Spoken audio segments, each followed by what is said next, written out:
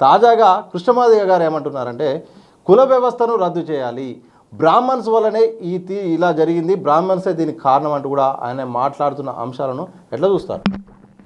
తప్పకుండా కుల వ్యవస్థ రద్దు చేయాలి అనే దాన్ని మంచి డిమాండ్, దాన్ని ఎవరు వ్యతిరేకించారు. కానీ కుల వ్యవస్థ ఎప్పుడు రద్దు చేయాలి?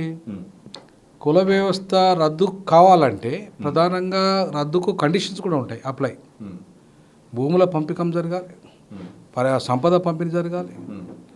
ఇప్పుడు కులం రద్దు అయిపోతుంది, ఇప్పుడు ఆ భూములు ఎవరికి వారే ఉంటాయి, ఇవన్నీ సంపద పంపిణీ ప్రైవేట్ రంగం అట్లనే ఉంటుంది, డబ్బంతా అక్కడే ఉంటుంది. మరి ఇప్పుడైతేనేమో కులం జనాభా ఆధారంగా ఇస్తారు, ఆనాడు మళ్ళీ పేదరిక ఆధారంగా ఇవ్వాల్సి వస్తుంది, అంతే కదా. ఇప్పుడు కులం రద్దు అయితే ధనికులు పేదలనే తేడా ఒకటే వస్తుంది. కాబట్టి కులం రద్దు కావడాన్ని మేము స్వాగతిస్తాం, దాంట్లో బాబాసాహెబ్ అంబేద్కర్ వారసులుగా దాన్ని స్వాగతిస్తాం. బట్ ఈ తీర్పుకు కుల రద్దుకు ముడిపెట్టడం అనేది ఎంత మేరకు న్యాయబద్ధం అనేది ఒక చర్చ జరగాలి. ఎందుకంటే ఇప్పుడు ఈ తీర్పు ఏమో నీవు ఈ కులంలో ఉన్నావు కాబట్టి ఈ మతంకి సంబంధం ఇచ్చిన విషయం, అది కులానికి సంబంధించిన విషయం కాదు. అంటే కులంలో ఈ కులం ఎస్సీ కులంలో ఉన్న వాడివి నువ్వు హిందూ మతంలోనే ఉండాలి, లేదంటే బౌద్ధ మతంలోనే ఉండాలి, లేదా సిక్కు మతంలోనే ఉండాలి. కానీ భారత రాజ్యాంగంలోని ఛాయిస్ ఏదైతే ఇచ్చిందో, ఏది అధికరణ 25 ప్రకారంగా మత స్వేచ్ఛ ఇచ్చిందో దాని ప్రకారంగా నువ్వు ఇంకో మతం, క్రైస్తవ మతం కానీ ఇస్లాం కానీ తీసుకోవద్దు. తీసుకుంటే నీ రద్దు అవుతుంది, నీ రిజర్వేషన్ రద్దు అవుతాయి అనేది ఏదైతే సుప్రీంకోర్టు తీర్పు ఇచ్చిందో ఆ తీర్పు భారత రాజ్యాంగాన్ని మౌలిక సూత్రానికి విరుద్ధము. మౌలిక సూత్రమే అనేది చాలా కీలకం. మౌలిక సూత్రం అంటే ఏంటిది చాలా స్పష్టంగా మనం అర్థం చేసుకోవాలి. ఇక్కడ ఒక మౌలిక సూత్రం అంటే దేశంలో రిజర్వేషన్లు ఎందుకు వచ్చినాయంటే సామాజిక వెనుకబాటు ఆధారంగా వచ్చినాయి, అంటే కుల వీక్షత కారణంగా వచ్చినాయి. ఇప్పుడేమైంది, కుల వీక్షతో పాటు ఆర్థిక వీక్షత కూడా, పేదరికం ఆధారంగా కూడా రిజర్వేషన్లు వచ్చినాయి. ఎవరికి? అగ్రవర్ణ పేదలకు వచ్చినాయి. వాళ్ళ కులం పోలేదు, అగ్రవర్ణ కులం అయితే ఇక్కడ పోలేదు, అగ్రవర్ణాలకు మాత్రం పేదరికం పునాదిగా రిజర్వేషన్లు వచ్చినాయి.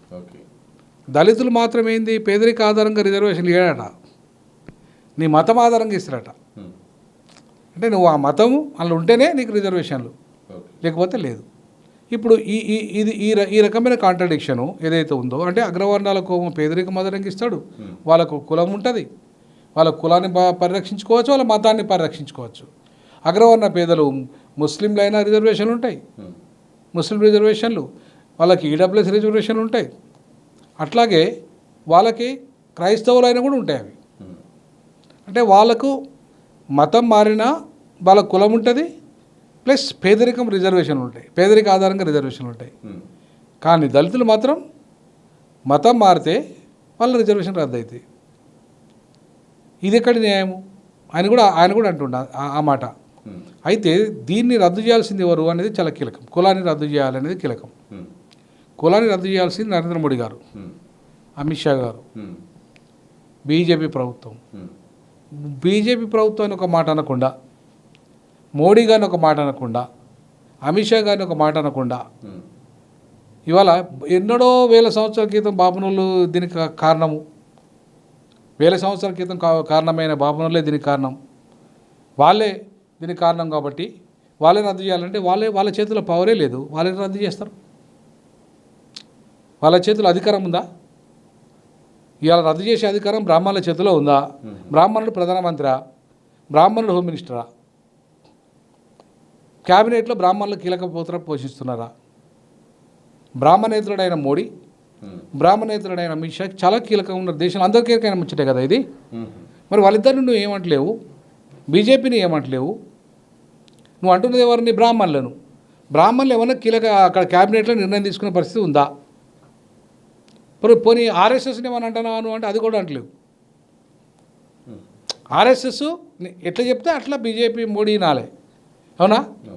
సో కులం రద్దు కావాలంటే ఆర్ఎస్ఎస్ నిర్ణయం తీసుకోవాలి, మోడీ నిర్ణయం తీసుకోవాలి. వీళ్ళిద్దరిని అంటలేవు నువ్వు ఒక మాట. నీకు పేద బ్రాహ్మణులను గుళ్ళల్లో అర్చకం చేసుకునే బ్రాహ్మణులను మాత్రం పుదస్తమానం తిడుతున్నావు. ఎప్పుడో వాళ్ళ తాత ముత్తాతల కాలంలో, లేదంటే వాళ్ళకి సంబంధం లేదు, 2000 సంవత్సరాల క్రితం కుల వ్యవస్థ వర్ణాశ్రమ ధర్మం ఆధారంగా కుల వ్యవస్థ వచ్చింది. దానికి ఇప్పుడున్న బాపనలకు ఏం సంబంధం లేదు. అందులో దక్షిణ భారతదేశంలో ఉన్న వాళ్ళకి అసలే లేదు.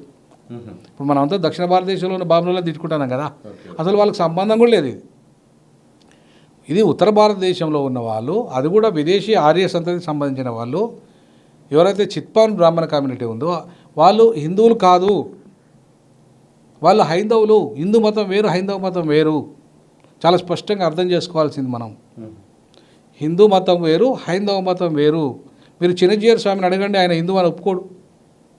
మేము హిందువులం కాదంటాడు ఆయన, మేము హైందవులం అంటాడు ఆయన. అంటే అర్థమైంది, ఆయన హైందవులు. బ్రాహ్మణులంతా కూడా, ముఖ్యంగా ఉత్తరాది బ్రాహ్మణులంతా హైందవ మతానికి సంబంధించిన వాళ్ళు. వాళ్ళు ఆర్య మతానికి సంబంధించిన వాళ్ళు, వాళ్ళు ఆర్యులు. వాళ్ళు విదేశం నుండి వచ్చిన వాళ్ళు, ఇక్కడ సెటిల్ అయిన వాళ్ళు. సో కాబట్టి ఏ విదేశం నుండి ఇక్కడ భారతదేశంలో సెటిల్ అయిన బ్రాహ్మణులు ఉన్నారో వాళ్ళు తెచ్చిన తంటనే ఇది, ఈ వర్ణ వ్యవస్థ, ఈ కుల వ్యవస్థ.